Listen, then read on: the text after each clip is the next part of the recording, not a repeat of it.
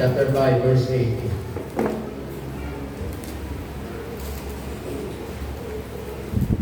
Okay, nakita nyo na? Okay, here's what the Bible tells us this morning.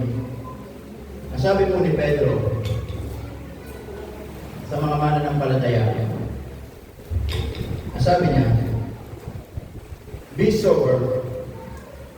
1 Peter chapter 5, verse 8. Sabi niya, be sober, be vigilant, because your adversary, the devil, as a roaring lion, walking about, seeking whom he may devour.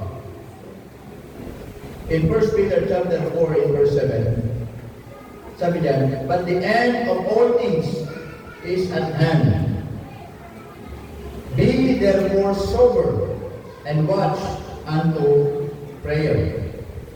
In 1 Thessalonians chapter 5, verse 6, sabi diyan, 1 Thessalonians chapter 5, verse 6, therefore, let us not sleep as do others.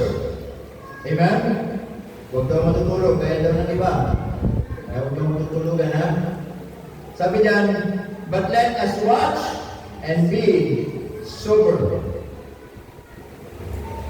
Okay? In verse 8, but let us who are of the day be sober, putting on the breastplate of faith and love, and for a helmet, the hope of salvation. Tayo po muna yung manalangin. Dakilang Diyos, salamat po ng marami ngayong umaga.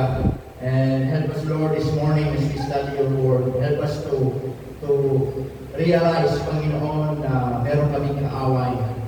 Ang dalangin ko, dakilang Diyos, help us to be sober and vigilant, Panginoon. Ang dalangin ko po, mauna po kayo sa amin sa pangalan ni Jesus. Amen. Amen na tayo, sit. Okay, Apostle Paul give us a warning to every believers in Christ. As he said, be sober, be vigilant. Amen? Nasabi niya, maging mapagmatsyag, maging awake, be alert and awake. Amen? Sapagkat, nasabi niya, ang ating kaaway, ang demonyo, the devil, he's like a roaring lion. Kapag yung layon ay umuungan, nakakatakot.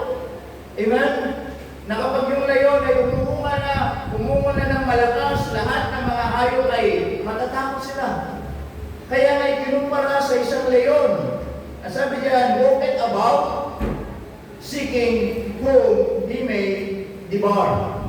Na ang diablo ay katulad ng isang leyon, na kapag meron siyang gustong atakihin, hindi po siya agad aatake. And sometimes, itong leyon po ito, siya po ay mapagmatsyag. Siya po ay maingat na pepesto doon sa kanyang atakihin. Amen na po rin? At kapag makita niya yung kanyang target na unaware, unprepared, then doon siya atake. And so many times, Christians, marami pong mga Krisyano na nakukuha ng ating kaaway, nakukuha ng diablo, nakukuha ng demonyo, because so many Christians, hindi po lagi handa. So many Christians, hindi po lagi prepared. Kaya minsan ang kaaway, lagi nandiyan lang. Amen mga kapatid? Kaya nga sabi niya sa atin, be vigilant, be sober. Lagi niya sinasabi, be sober. Huwag sabi diyan, huwag kayong matutulog. Sabi diyan, as do others. Amen? Kaya sabi diyan, but let us watch and be sober. Maging mapagmatsyag, maging awake, maging alert. Because the devil is like a roaring lion. Hindi po siya isang kwento-kwento lang. Hindi po siya isang kwento katulad po ng Cinderella. Hindi po siya katulad ng Rapunzel. Ang ating pong kaaway ay tunay. And he is powerful. And the Bible tells us that he is everywhere. Nandiyan lang din po siya kahit saan. Amen mga kapatid? That's why this morning, baka hindi natin naiintindihan kung sino ang ating kaaway. So let us study about understanding our enemy. Understanding our enemy. Kilalanin natin sino yung kaaway natin. Amen ba? Sa boxing, o sa anumang mga laban, boxing, minsan, bago lumaban, mga kapatid, minsan, mayroong mga boxer na pinapanood yung mga dating mga laban, mga makakalaban ko nila. Amen? So that they will become prepared upang mapag-aralan nila, mapagandaan nila kung ano yung estilo ng kalaban nila. Para pagdating ng laban nila sa ring, meron silang advantages na ganito pala sa lumaban. Amen po mga kapatid? Ngayon sa atin, mga kapatid, mga kaibigan, hindi natin problema, hindi natin nakikita yung ating kalaban. Hindi natin nakikita yung ating kaaway. Pero meron tayong salita ng Diyos. Amen? Upang sa ganoon makita natin at naunawaan natin anong klaseng kalaban siya. Tama po ba? Kaya minsan maraming mga mananampalatayang hindi nananalo sa ating kaaway, hindi pinag-aaralan kung anong klaseng kalaban siya. Yes, alam lang natin siya yung Diablo. Yes, alam lang natin siya yung kaaway, pero ganoon lang. Alam niyo ba paano siya lumaban? Alam niyo ba kung anong klaseng kalaban siya? Kaya mga kapatid, you know what? The devil, siya po yung ating kaaway. Amen? And as we go on, let's look about, mga kapatid, understanding our enemy. Makikita po natin, mga kapatid, our enemies are perplexing us. Okay? Perplexing us. Sabi ng Bible in 2 Corinthians chapter 4 in verse 8, sabi diyan, we are troubled on every side, yet not distressed. We're perplexed, but not in despair. The word perplexed means, mga kapatid, ito yung nakakalito o ginagawa ng kaaway. Nililito niya tayo. Okay? Nililito niya tayo. Hindi lang tayo nililito, kundi ginugulo yung ating isip. Kaya nga sabi ng binasa natin, we are troubled on every side. In every side of area ng buhay natin, meron mga troubles ng buhay. May mga pagsubok, meron mga bagay na sumusubok sa atin. And one of the thing na ginagawa ng Diablo sa atin, nililito niya yung ating kaisipan, ginugulo niya yung ating kaisipan. Kaya nga minsan, mga kapatid, may mga pagsubok sa buhay natin, hindi natin alam ang gagawin natin. Amen mga kapatid? That is one of the tactics of Satan. That is one of the tactics of the devil. Sabi niyan, we're perplexed. Amen? Nililito tayo, ginugulo tayo. Kaya minsan, imbis na manalangin tayo, hindi tayo mananalangin. Kaya minsan, imbis na magtiwala tayo, hindi tayo magtitiwala kasi nililito tayo ng ating kaaway. Ginugulo tayo ng ating kaaway. Ginugulo niya yung ating isip. Amen? And not only perplexing us, but also persecuting us. Amen? As sabi ng Bible in 2 Corinthians chapter 4 and verse 9, sabi doon, persecuted, but not forsaken. Amen? Persecuted, but not forsaken. Cast down, but not destroyed. In Romans chapter 8 and verse 35, who shall separate us from the love of Christ? Shall tribulation, or distress, or persecution, or famine, or nakedness, or peril, or sword? Amen? In 2 Timothy chapter 3 verse 11, sabi ng Bible, persecution, affliction, which came unto me at Antioch. So, ibig kong sabihin mga kapatid, ang ginagawa ng ating kaaway, mga kapatid, is yung merong tinatawag na persecution. Ibig sabihin, nakakaranas ang bawat mga mananampalataya ng persecution. Ibig sabihin, pang-aapi. Amen? Pang-mamalupit o minamalupit tayo katulad po ng mga nakaranas sa panahon ng Biblia na persecuted po sila. At minsan, gawa din ng kaaway po yun para itong mga mananampalataya because of persecution, itakbil nila ang Diyos. Because of persecution, mawala sila sa Panginoon. Because of persecution, puminto sila sa paglilingkod sa Panginoon. Pero salamat po sa Diyos, sa mga alagad ng Panginoon, kahit mga persecution yung kanilang mga naranasan, even the church, they experience persecution. Pero nagpatuloy ang iglesia ng panahon natin. Hindi uminto. Amen? Katulad po ng mga disciples, ng mga alagad, ng mga apostol, kung paano nila hindi tinakwil ang pangalan ng Panginoon. Amen? Kung kung paano sila namatay. Tama, may pinugutan ng ulo, may pinako sa krus na nakabaligtad, merong pinakulo sa mantika, meron yung pinakaladyan sa kabayo at magkabilang direksyon, merong inati sa katawan, meron nilagari, merong sinunog, persecution. Pero salamat, hindi nila pinagpalit ang Panginoon. Amen. Amen mga kapatid? So that is what the devil na ginagawa po minsan, merong tinatawag na persecution. Kaya sabi ng chapter 2 Corinthians chapter 4 and verse 9, persecuted but not forsaken. Ibig kong sabihin, yes, merong persecution. But listen to me, sabi doon, but not forsaken, pero hindi kaiiwan ng Panginoon. Amen. Cast down. Merong mga point ng buhay natin, we are in a down, down tayo. Pero sabi doon, but not destroyed. Pero hindi tayo matatalo. Amen? We thank the Lord for that. Amen? So meron persecution. Not only persecution, but also, makikita natin, mga kapatid, in 2 Corinthians chapter 4 in verse 8, ano sabi doon? We are troubled on every side. Okay? The word troubled on every side, it means our enemies are pressuring us. Merong pressure. Sa bawat Kristiyano, sa bawat mananampalataya, merong pressure ng buhay. Sabi doon, we are troubled on every side. Kaya minsan, kahit saan tayo, ang gulo mabuhay dito sa mundo, merong pagsubok. Kahit saan tayo, ang gulo dito, lumakad, merong trouble na tinatawag on every side. Amen? Sa trabaho, merong pagsubok, may problema sa bahay, may problema sa simbahan, may problema in every side ng buhay natin. Kahit nasaan man tayo, may problema. And sometimes because of those troubles in our life, ay kapag hindi tayo marunong magtiwala sa Diyos, one of the tactic of our enemy, i-pressure tayo. Nagiging pressure para sa atin. Amen?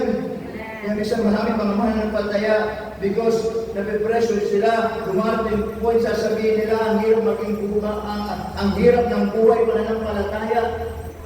Amen? Na kung minsan, kung kailan ako naglilingkod, kailan ako nagtatapat, saka ako marami pinagdadaanan. Amen? Kung kailan ako mas lalong nagtitiwala sa Panginoon, ay lalo ako may mga bagay na pinagdadaanan. Listen to me. There is trouble on every side. Amen? And the devil, kapatid, pinipressure tayo. Amen? Not only pressuring us, but also our enemy, putting us into peril. The word peril means danger, kapahamakan, kamatayan. Amen? Sabi ko ng Romans chapter 8 verse 35, who shall separate us from the love of Christ, shall tribulation, or distress, or persecution, or famine, or nakedness. Ano sabi diyan? Or peril. Isa niya na ginagawa ng away po natin. He will put us in danger. Amen?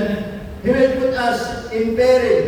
Doon sa bisan bingit ng kamatayan, kapahamakan. Amen? Doon tayo nilalagay ng ating kaaway doon sa buhay na may panganib. Nalala niyo si David as a shepherd, kanya pong inaalagaan yung mga sheep. Pero sabi niya mga kapatid, ay lagi niyang kasama mga sheep, kanya inaalagaan. Sabi, even the shadow of death, I will fear no evil. Amen? For thou art with me, thy rod and thy staff, they comfort me. Mga kapatid, salamat, kasama natin ang Panginoon. Amen? Pero, nakita lang natin kung ano yung ginagawa ng ating kaaway sa atin. But for us to fully understand, mga kapatid, there are some things that we should understand about our enemies. Number one. Amen? Number one. Understand our enemies. Number one, Satan and his titles. Sino ba si Satan? Sino ba yung kaaway natin? Amen? Alam niyo, si Satan, bago siya naging Satanas, napakaganda ng pangalan niya. Lucifer. Alam niyo, wala namang masama kung pangalan ng tao gawin niya Lucifer.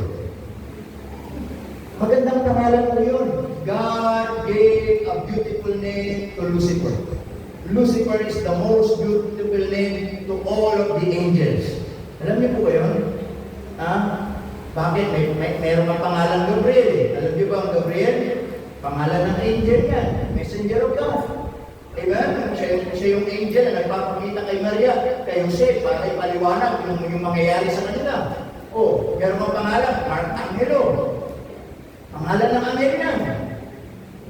Bakit kaya walang pangalan ng Lucifer? Ha? Bakit kaya walang pangalan ng Lucifer? Samantalang ang pangalan ng Lucifer, hindi po pati sa pangalan yan. Mas maganda pa yan sa pangalan Gabriel, pangalan Mark Angelo, kasi pangalan ng anghel ay binigay ng Diyos kay Lucifer. Pero, hindi lang po yung naaalala sa kagandahan ng pangalan ng Lucifer ni Satan. Naaalala na ngayon si Satan dahil po sa kanyang kasamaan na ginawa. Amen? Nung sila'y nag-rebelde doon sa langit at pinilit niya yung kanyang sarili na maging Diyos at maging kagaya ng Diyos at hindi inayaan ng Diyos na mangyari yun. Ang ginawa ng Panginoon, binagsak po siya. Amen? Kasama ng kanyang mga tropa, ng kanyang mga anghel. Amen mga kapatid, binagsak dito sa lupa. And mula po noon yung pangalang Lucifer, nagbago na po. Amen? At nakilala na siya doon sa mga kasamaang ginagawa niya. Tama mga kapatid? Nakilala na siya doon sa mga kasamaan na ginawa niya, kaya isa sa pinangalan sa kanya is Satan. Amen? Satan, ngayon, doon na siya kilala, hindi na siya kilala sa pangalan Lucifer. Tama? Pero ang Lucifer, hindi po pamit na pangalan. Ang pangalan po ng anghel yan at magandang pangalan yan. Pero, hindi na po yun pangalan ngayon na nagpapakilala sa kanya. Mas pinapakilala na ngayon sa kanya, even in the Bible, yung mga pangalan na ibinigay sa kanya, mga title sa kanya, dahil sa kasamaan na ginagawa niya. So una, makikita po natin 1 Peter chapter 5 and verse 8. Isa po sa kanyang titles is siya po tinawag na roaring lion. Amen? Nakita po natin yan. Sabi doon, siya po isang roaring lion, ibig sabihin, mapanganib. Tama? Ibig sabihin, kapag narinig mo na yung umul ng leon, matatakot ka na. Amen mga kapatid? Minsan nga, naglalakad ka nga lang dyan, makarinig ka ng aso mo ba, mas takot ka na. O, di ba? Iiwas ka na eh. Tatawin ka ng tatawin yung aso, iiwas ka, di ba? Matatakot ka. Isip ko, di ba yung leon pa yung bungal sa tabi mo? Hindi ka ba matatakot? Ha? Minsan nga, iipis na lang. Tama? Talaga napapatalog ka pa eh. O, di ba? So, kinumpara siya sa isang roaring lion. Di ba? Mabangis. Amen? Parang mga nanay natin sa bahay. Tama? Pag yung mga yan, daga pa lang, makinig na kayo. Makinig na kayo. Pag yan, lumabas na yung pagkalayon ng mga yan, magkakaroon na kayo. Tama? Ba? Nakakatakot pag nalingan ng mga nanay natin. Pag nagkuha nanay yung mga yung nagsalita ng mga yan, kabahan mo kayo. Okay? Sabi diyan siya yung roaring lion. Not only a roaring lion, but also in the Bible. Ito po kapatid, tinawag ko siyang angel of light. Amen? Angel of light. Anghel ng liwanag. In 2 Corinthians chapter 11. 2 Corinthians chapter 11.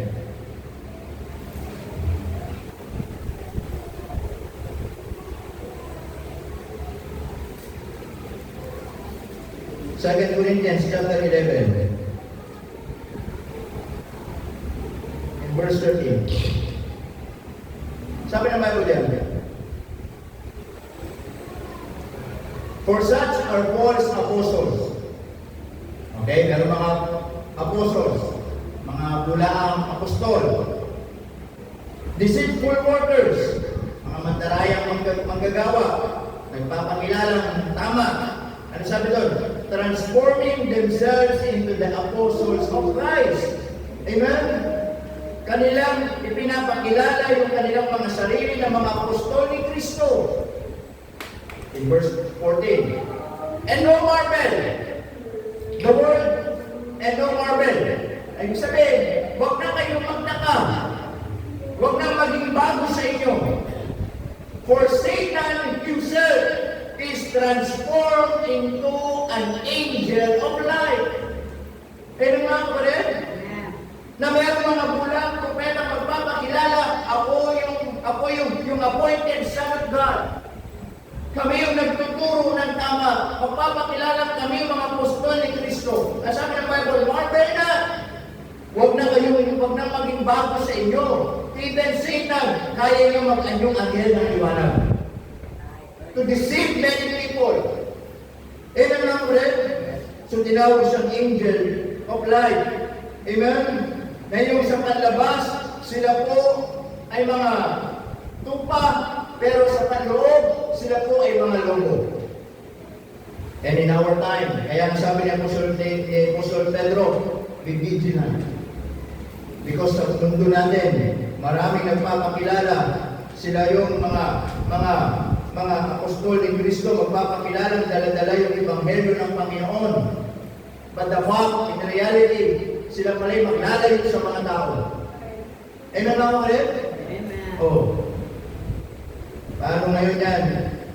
Kung sabi ni Kibuloy, siya yung daan patungo sa langit, nakakulong. Kaya tao ngayon, pupunta muna sa presinto para puntahan si Kibuloy. Hindi na sa Davao. Tama? Oh. Think about that. Sinasabi niya, siya yung appointed sa God. Paano ngayon yung mga tao? Ngayon, nakakulong. Ang mali, that is what the Bible tells us. Amen? Huwag na maging bago. Huwag na maging bago ito sa buhay natin. Because even Satan himself, kaya niya mag-anyong akin. Amen? Na pag pinakinggan mo, parang tama. Pag tinignan mo, parang okay. But in reality, ilalayo mo pala sa tamang katotohanan. Amen? Kaya sabi ng Bible, be watchful, be sober, be vigilant. Baka gawa ng ating kaaway. Not only angel of light, but also tinawag din yung kanyang isang title. Tinawag siyang crooked serpent. Okay, crooked serpent. In Genesis chapter 3, in verse 1. Genesis chapter 3, verse 1. Sabi ng Bible yun, now the serpent was more subtle than any beast of the field. Sa lahat ng uri ng hayop. Ano sabi doon? Siya po ay more subtle. Alam is the word subtle? Tanggalin yung letter B. Sutil. Sabihin, mandaraya, mapanganib, manluloko. Amen mga kulit? Tinawag siyang crooked serpent. Ibig sabihin, the word crook, ibig sabihin, siya'y baluktot. Yung katotohanan, kaya niyang baluktutin. Kaya ngayon ang ginawa niya kay Adan at Eva, binaluktot niya yung katotohanan ng Diyos. Ang sabi ng Diyos, huwag ninyong kakainin. Sa oras na kainin ninyo, kayo ay sigurado na mamamatay. Anong sabi ng si Eva? Sinabi ba ng Diyos yun na sa oras na hawakan ninyo kakainin, baka mamatay kayo? Ano sabi ng Diyos? Sigurado mamamatay. Ano sabi ng ahas? Baka mamatay. Nakita pa rin yung baluktutin? Ayaw lang ng Diyos na kapag kinain niyo yan, magpabukulat kayo sa kaisipan, maging kagaya ng Diyos. Binaluktot niya yung katotohanan. Kaya nadaya itong tao. Amen mga kulit? Alam nyo, if we are not aware, yan ang gagawin ng diablo sa atin. Babaluktutin niya ang katotohanan. Amen mga kulit? In Revelation chapter 12 verse 9. Revelation chapter 12 verse 9.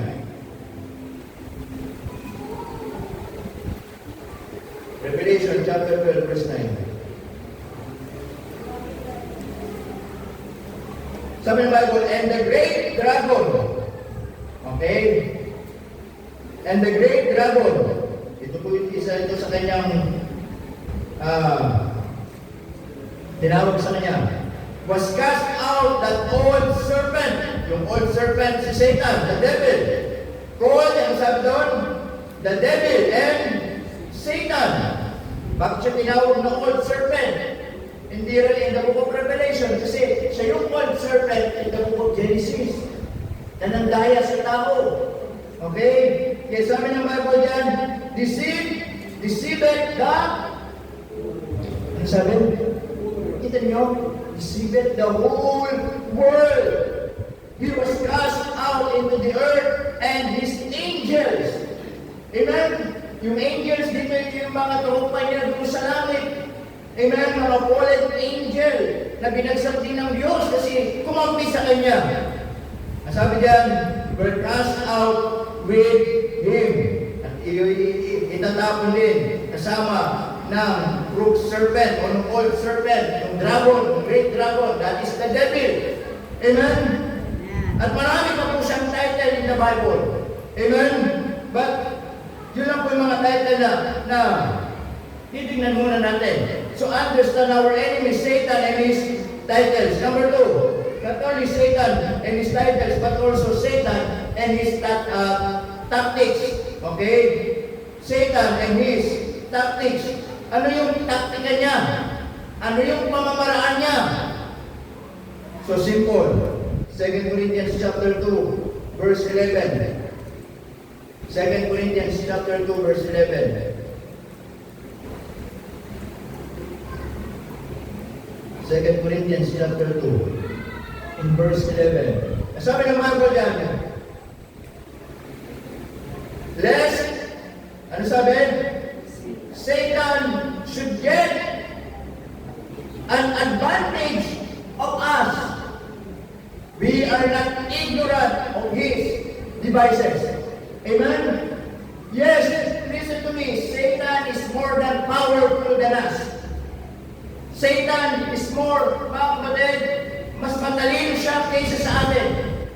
Mas magaling siya kaysa sa atin. Kaya nasabi doon, lest Satan should get an advantage of us. Kaya nga, ganoon na lamang yung advantage niya sa atin. Ano sabi doon? In verse 11, we are not ignorant of his devices. Amen? Anong taktika ng ating kaaway? Paano siya lumaban sa atin? It's so simple. He will use the system of the world. The resources of the world. Kaya sabi ng Bible dyan, mga kapatid, for we are not ignorant of his devices. Yung kanyang devices, yung pamamaraan niya dito. Amen?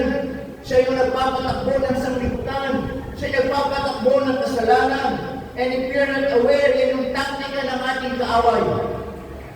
And mga kapatid, and especially, everything na mga bagay na ginagawa niya sa atin at napapalayo tayo sa Panginoon, that is the tactic of Satan. Amen? Isa napakasimpleng bagay, mga kapatid, hindi natin namamalayan, taktika na pala ng ating kaaway. Amen? Minsan, cellphone ka ng cellphone, nawawalan ka ng panahon sa Diyos, taktika na ng kaaway yan para ilayo ka sa Panginoon. Amen, mga kapatid? Minsan, hindi ka nagiging maingat sa mga gadget natin, hindi tayo nagiging maingat sa mga ginagawa natin, hindi natin namamalayan, taktika na ng kaaway yan para ilayo ka sa Panginoon. Amen, mga kapatid? Kaya mag-cellphone ka ng 5 oras. Pag napagod ka tulog, wala ka ng panahon sa Panginoon, taktika ng kaaway. Maraming devices ng ating kaaway. Amen, mga kapatid? Minsan, hindi mo namamalayan. Mga kapatid, nagiging matigas sa dahil ng ulo, taktika ng kaaway yan. Bakit? Everything that is always opposite in the Word of God, it is a tactic of Satan. The Bible tells us, sabi ng Bible, children, obey your parents in the Lord, for this is right. And if you are going to become stubborn and rebellious sa iyong magulang, taktika ng kaaway yan.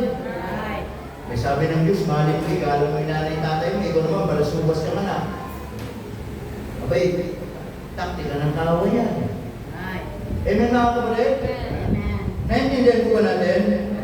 Maraming taktik ang ating mga tactics ang ating kaaway para tayo ay mapalayo sa Panginoon, mapalayo ka sa ministry mo, mawala ka sa church, mawala ka sa paglilingkod, mawala ka sa gawain ng Panginoon. Amen? Na minsan dati naglilingkod ka, ngayon hindi ka na naglilingkod, baka nakuha ka na ng taktika ni Satan. Dati umawit ka, hindi ka na umawit, nakuha ka na ni Satan. Dati nagbibigay ka, hindi ka na nagbibigay, nakuha ka na ni Satan. Dati faithful ka, ngayon unfaithful ka, nakuha ka na ni Satan. Eh everything that is always opposite to the will of God, gawa ng kaaway yan. Amen mga kapatid? Ang sabi ng Bible yan, that Satan should get an advantage of us. Yes, matalino po si Satan. Amen mga kapatid?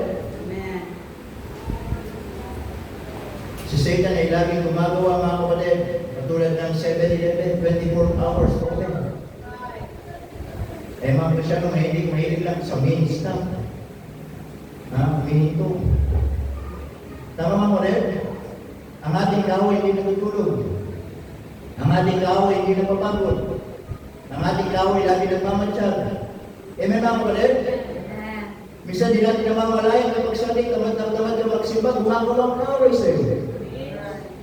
Tama? Yung Sabado ito ka ng puyat, pagdating ng umaga, ang tamad mong kumawat, gumagawa ang kaaway sa iyo. Bakit?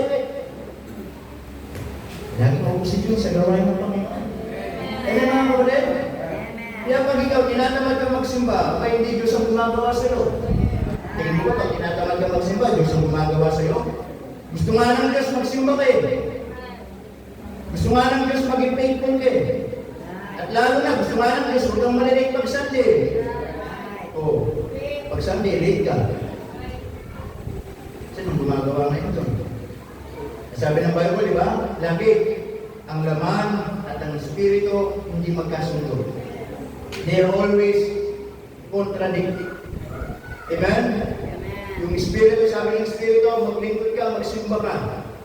Sabi ng laman, hindi pwede. Pagod na ako ng Lunes hanggang Sabado, linggo naman, magpapahinga ako. Abay, marami ang labahin ko, tapos ang labahin ko, pag linggo, maglalabang muna ako.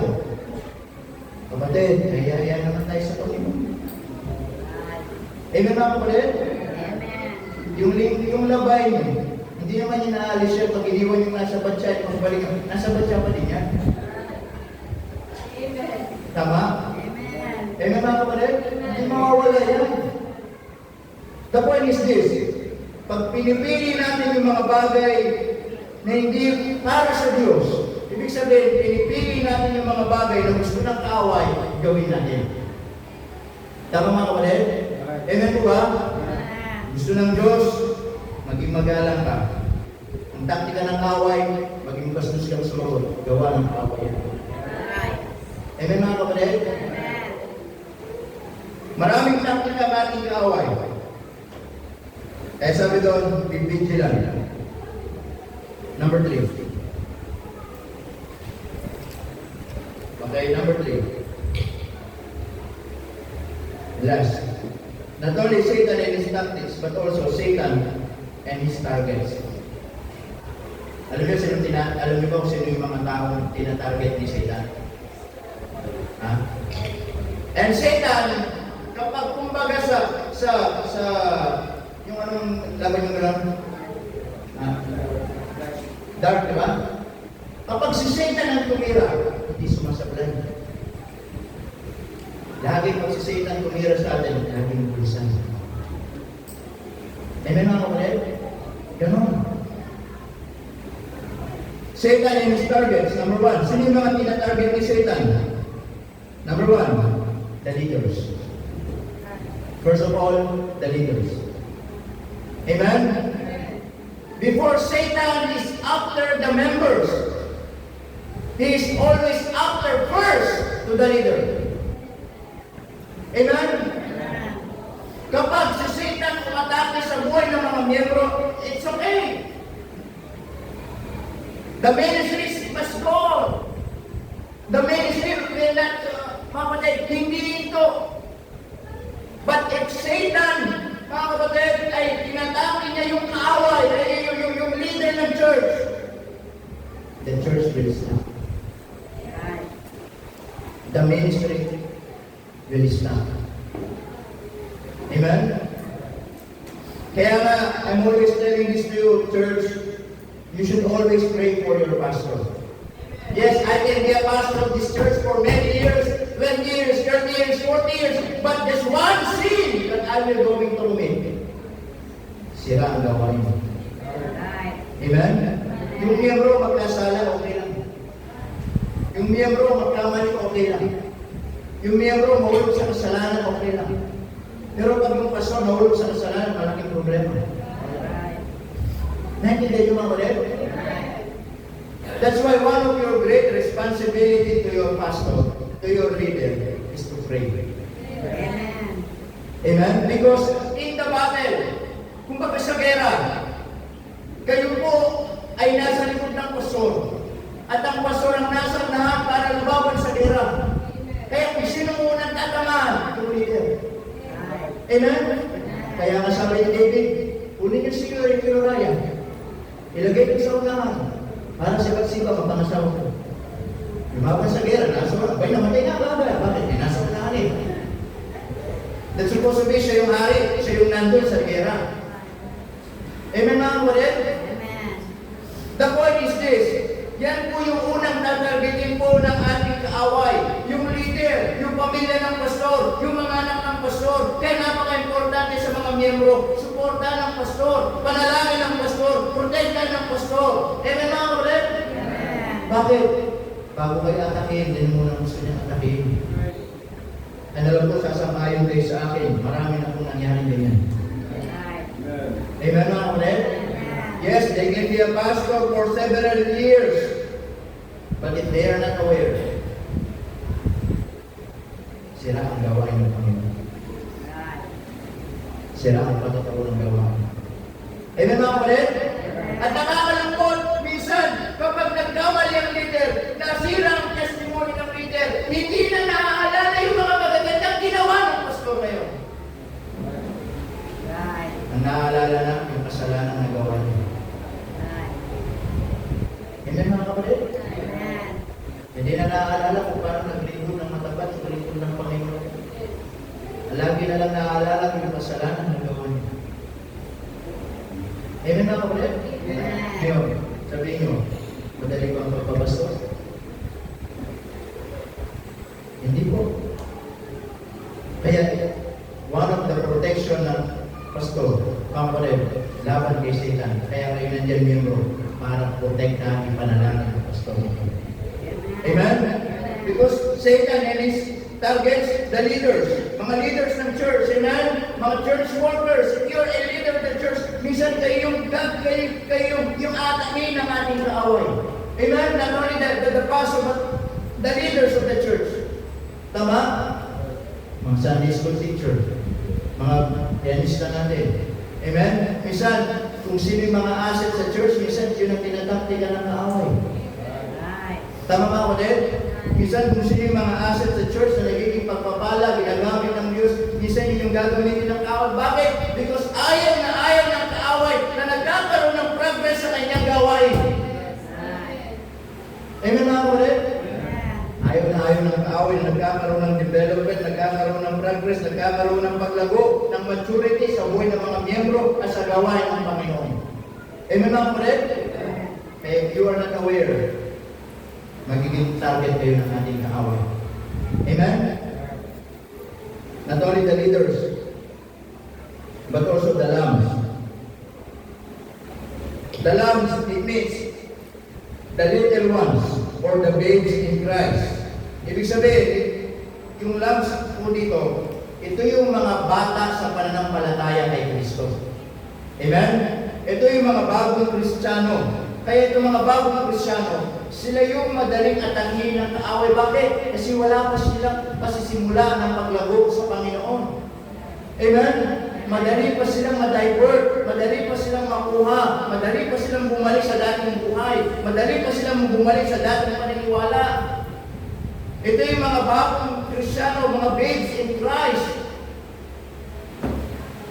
Yun yung mga target because ayaw ng ating kaaway na itong mga babes in Christ, itong mga bago sa pananampalataya ay lumago, matuto, gamitin ng Diyos, kasangkapanin ng Diyos sa kanyang gawain. Amen mga kapatid? Amen. Ayaw ng kaaway. Kaya minsan habang bata pa sila, tinatarget niya na kagad. Amen mga kapatid? Amen. Kaya nga, if you are babes in Christ, one of your protection, listen to me, is go to church. Do the basic things. read your Bible, pray, go to church. Amen mga kapatid? Upang sa ganun, step by step, natututo kayo, lumalago kayo, naiintindihan ninyo yung mga simpleng doktrina, at kapag yan ay lumalalim na kayo, hindi na kayo basta makukuha ng tao. Right. Amen mga kapatid? Amen. Lalo na yung isa hindi nagsisimba, dali makuha ng tao. Right. Bakit? Yung salita ng Diyos.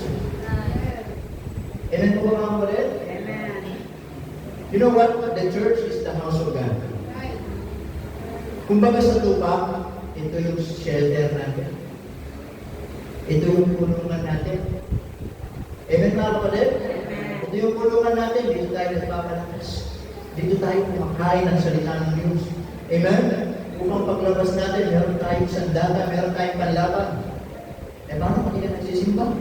Anong panlaban mo? Amen mga kapatid? Amen. Not only the lambs, but also the lame ones. Okay, the lame ones. Pag sinabi natin lame, mga kapatid, ito yung mga mahina. Kanina, yung mga bata sa pananampalataya, ito namang mga the lame ones, ito yung mga these people and weak Christian. If they were left without their leader, could be easily attacked. Amen po ba? Hindi natin, ito naman yung mga mananampalataya, mga kapatid. Mahina. Lame. Ito yung mga mananampalatayang weak Christian. Weak sa kanilang faith. Ito yung mga Krisyanong ayaw lumago. Mga Krisyanong ayaw matuto.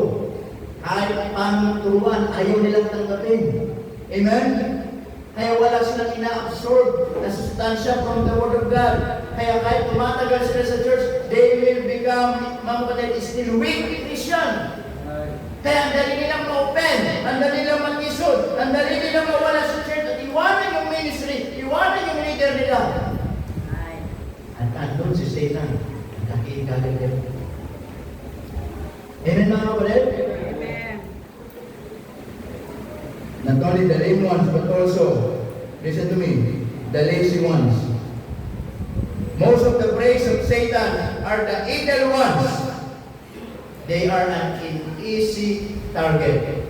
Pag sinabing lazy ones, ito yung mga tamad na Kristyano. Ito yung mga tamad sa pananampalataya. Tamad maglingkod, tamad magsimba, tamad mag-involve sa church, tamad gumawa ng responsibility sa gawain ng Panginoon.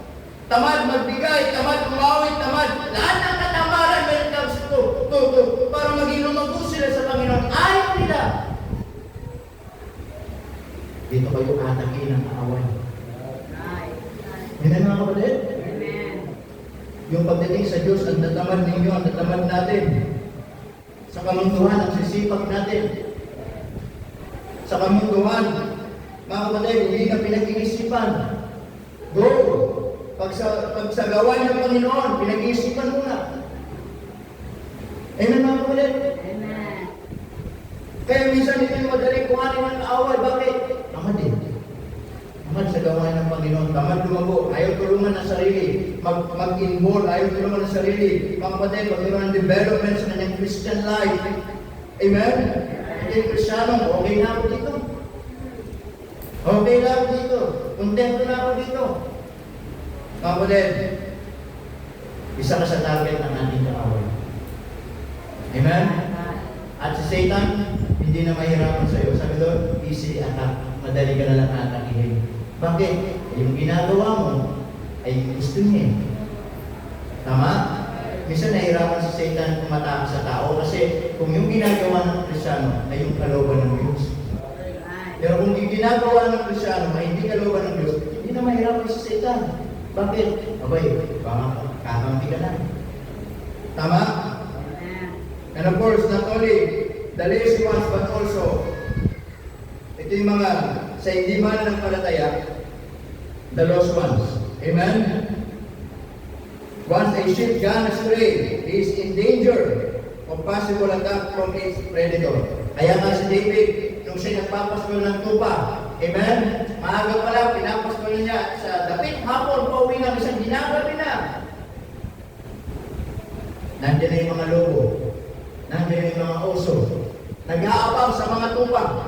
At kapag meron mga ship, lumalayo sa pila, lumalayo din sa kanilang linya, yun yung napapahama. Amen mga kapatid? Amen. Minsan may mga ganung mananampalataya, minsan nakukuha ng ating kaaway, bakit? Lumalayo sa tamang linyahan. Right. Lumalayo sa tamang doktrina. Lumalayo sa tamang pananampalataya. Amen? Lumalayo sa aral ng pastor. Lumalayo sa aral ng Biblia. Amen mga kapatid? Ito yung mga tao sa mga taong yung bang mga taong walang pakialam. Alam ko na yan. Sabi ng pastor, dito tayo. Alam ko na yan, dito. Mas marunong ako dito. That's why at the end. Nandun ang kaaway. Nandun ang tupa. Nandun ang oso. Naintindihan niyo mga kapatid? Kaya nga walang Kristiyanong lumalayo sa Panginoon. Mga kapatid, na hindi nakapahama. Amen? Amen. And the key para maprotektahan ka mula sa kaaway, bumalik ka sa tamang linya. Right. Bumalik ka sa Panginoon. Bumalik ka sa gawain ng Diyos. Bumalik ka sa pagiging matapat. Amen mga kapatid? Amen. The lost ones. Yan yung mga target po ng ating kaaway. Yung leader, pamilya, yung mga alam, yung mga babes in Christ, yung mga lame ones, ito yung mga mahina sa pananampalataya. Amen? Na ayaw tulungan ng sariling lumago. Ito yung mga lazy ones, tamad sa gawain ng Diyos. Ito yung mga lumalayo doon sa tamang linyahan ng simbahan. Amen? Amen. Kaya ngayong umaga, nakita po natin at maintindihan natin sino yung ating kaaway. Now, the question is, ano yung panlalaban natin? Ang ating kaaway, sabi ng Bible, is more advantageous than us. Amen? Of course, we believe the only thing that Satan, mga kapatid, na hindi niya kayang kunin sa atin is the assurance of salvation. Once you saved, you're always saved. You will go to heaven. Amen? At walang kaya na hindi kaya pakilaman ni Satan yan. Because in the future, meron din kalalagyan si Satanas. Pero ang gusto niya, sirain ang buhay mo. Sirain ang magandang testimony mo. Sirain ang magandang pamilya ninyo. Sirain ang buhay ng mga anak ninyo. Sirain ang buhay pananampalataya ninyo. Ang gusto ni Satan, mga kapatid, hindi mo gawin ang kalooban ng Diyos. Ang gawin mo yung gusto ni Satan. Amen mga kapatid? Yung bang kung paano siya nag-rebelde sa langit, ay nandamay siya sa maraming anghel. At ang gusto niya, ganoon din dito sa lupa. Kung paano siya in the future may kalalagyan. Dagatang apoy. Gusto niya mandami siya ng mga buhay ng mga Kristyano na hindi maging maayos ang buhay nito. Amen mga kapatid? Gusto ni Satan, kung paano siya nakilala ng Lucifer at hindi na naalala ng mga tao yun, yun ang gusto niya sa buhay ng mga mananampalataya dito, na hindi na kayo makilala ng isang Kristiyano, makilala kayo ng mga mananampalataya, miserable ang buhay. Pangit ng testimony, pangit ng pagkakakilanlan. But still, you can go to heaven because you're saved. But our Christian living, ayaw ni Satan hindi maayos. Amen? That's why this morning, the reminders of Apostle Peter sa atin po mga kapatid. Ang sabi ng Bible in 1 Peter chapter 5 verse 8. Ang sabi niya, Christian, be sober. Be awake. Be alert. Be vigilant. Because your adversary, the devil is our enemy. One of our greatest enemy. At siya po'y totoo. Siya po'y makapangyarihan. Siya po'y nandyan para pumalit tayo. Amen mga kapatid? Amen. Kaya po napakahalaga po ngayong umaga, maunawaan po natin. Sabi ng Bible, in Revelation chapter 3 verse 2. Revelation chapter 3 verse 2.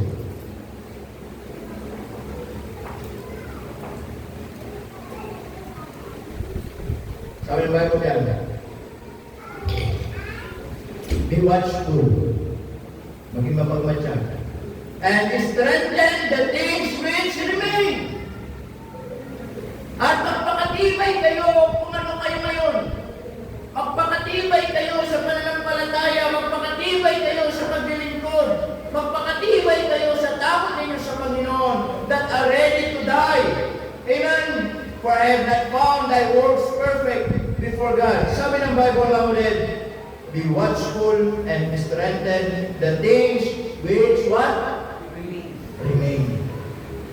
Because one day, we will die. Right. But the things which remain is nandito pa tayo. Sabi doon, magpakatibay kayo. Amen? Amen. Mananampalataya, ang nais po ng Diyos sa atin, magpakatibay. Magpakalago, matuto, lumaban sa kanyang kalooban, mamuhay ng naayon sa kanyang kalooban, upang sa ganoon, ang ating kaaway, hindi tayo basta-basta madadali.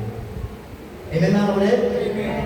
Sabi doon, be sober, be vigilant. Tayo yung lahat ay tumayo. Tayo yung manalangin. Dakilang Diyos, namin mga makapangyarihan po sa lahat. Maraming pong salamat, Panginoon, once again this morning that you have given to us. We thank you, Lord, for reminding us about our enemy. It is a serious matter patungkol po sa aming kaaway.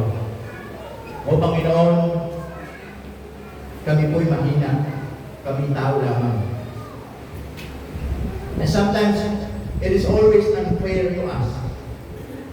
Kasi Panginoon, ang aming kaaway, hindi namin nakikita. Pero kami nakikita niya.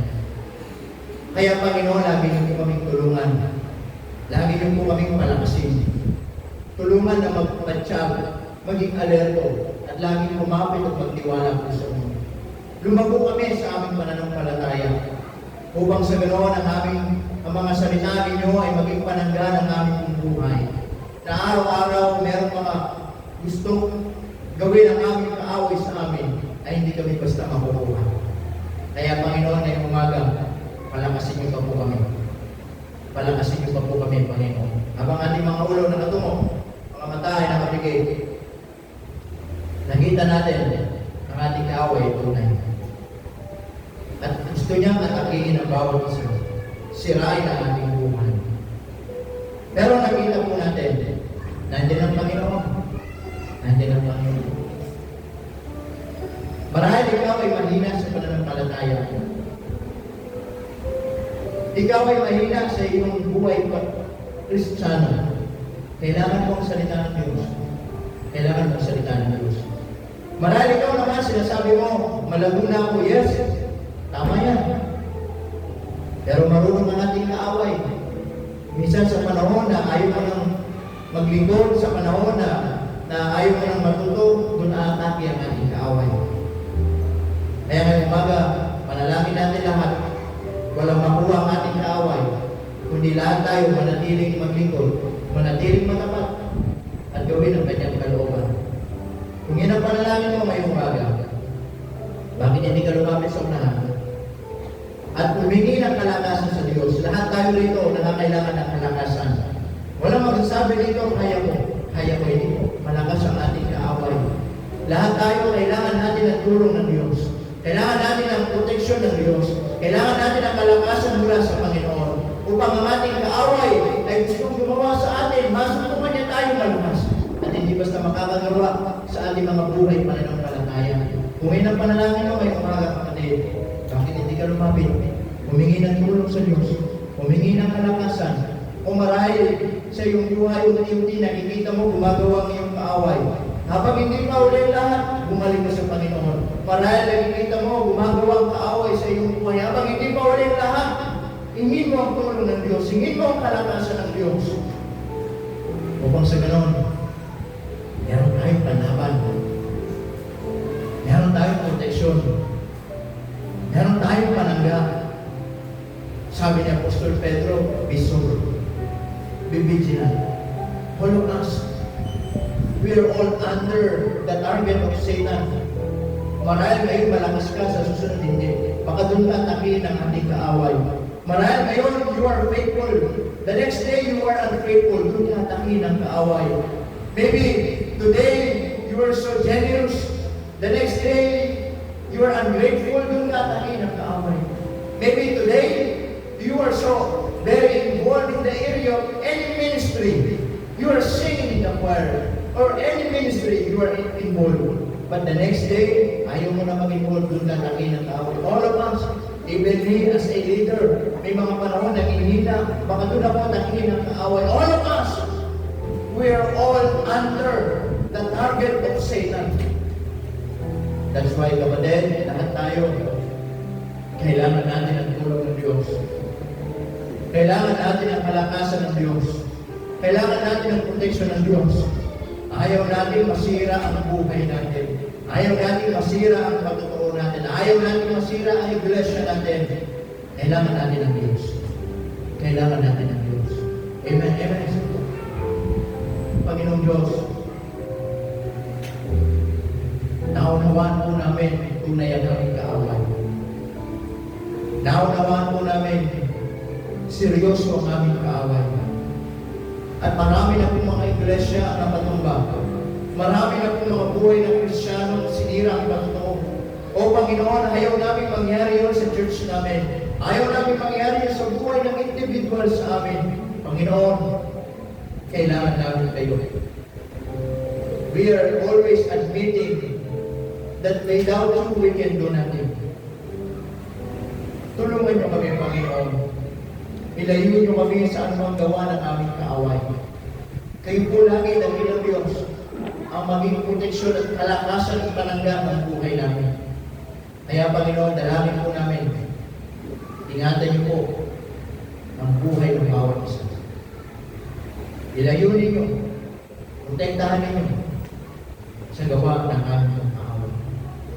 Na kami, Panginoon, sama-sama maabutan ninyo na lumalago, nagtatapat, at naglilingkod. Alam po namin na ilang Diyos ang aming kaaway, hindi na po ito basta magtatagumpay sa buhay namin. Alam namin sa inaharap, meron na po siyang lugar na kalalagyan. Pero nais niya, bago mangyari yun, sirain ang aming po mga buhay. Kaya dahil ang Diyos, dalangin namin, kapagay niyo kami, bigyan niyo kami ng kalakasan. At ayaw namin, Panginoon, masira ang buhay namin. Salamat po, Diyos. Salamat po. Pagpalain po yung mga anak ninyo sa pangalan ni Jesus. Amen and amen. Amen. Amen. Praise the Lord. Amen. And, alright.